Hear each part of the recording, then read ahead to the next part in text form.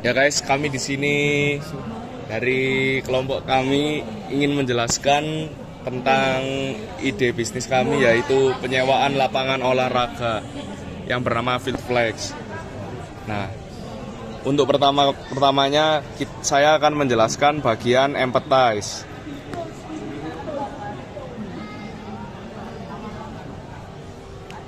Untuk bagian empathize ini, saya menjelaskan pertanyaan kepada user-user, dan user ini menanggapi bagaimana nanti aplikasinya akan berjalan.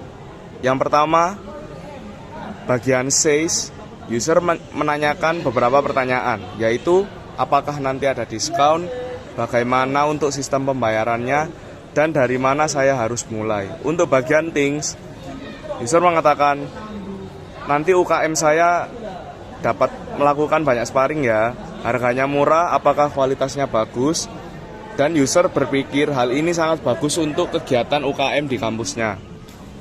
Terus bagian das, user ini melakukan kegiatan-kegiatan setelah saya melakukan pertanyaan.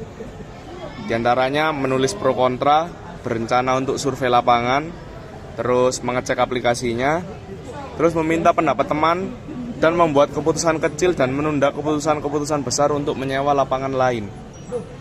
Terus user ini merasa tertarik, takut karena nanti realita lapangan tidak sesuai dengan di aplikasi, dan penasaran bagaimana kualitas lapangannya, terus senang dapat membooking lapangan secara gampang dan singkat.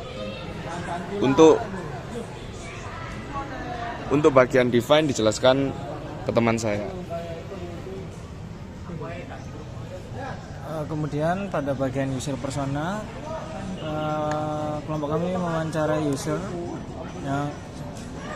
yang bernama Kristiadi Harsa, yang berumur 20 tahun dan merupakan mahasiswa aktif pada suatu universitas.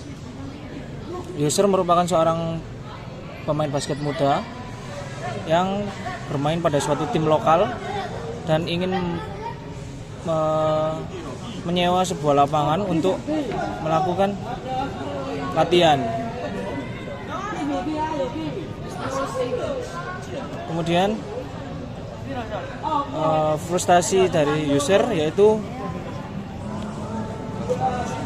transparansi dari harga untuk penyewaan dan jadwal pada lapangan yang akan disewa. Kemudian pada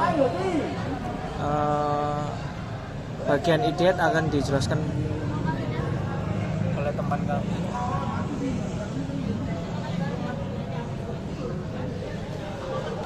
Untuk bagian idiot kita menggunakan metode scamper, salah satunya metode combine.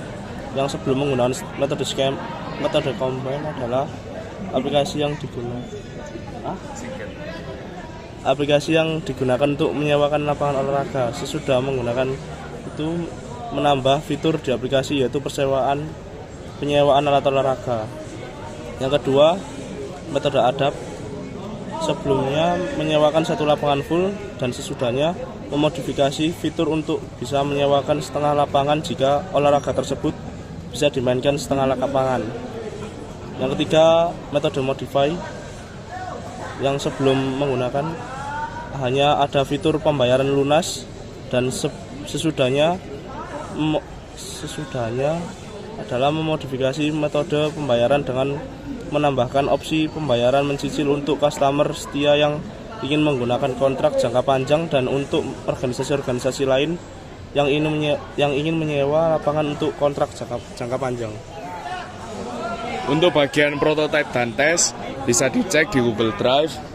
Dan sekian dari kelompok kami, kurang lebihnya mohon maaf. Assalamualaikum warahmatullahi wabarakatuh.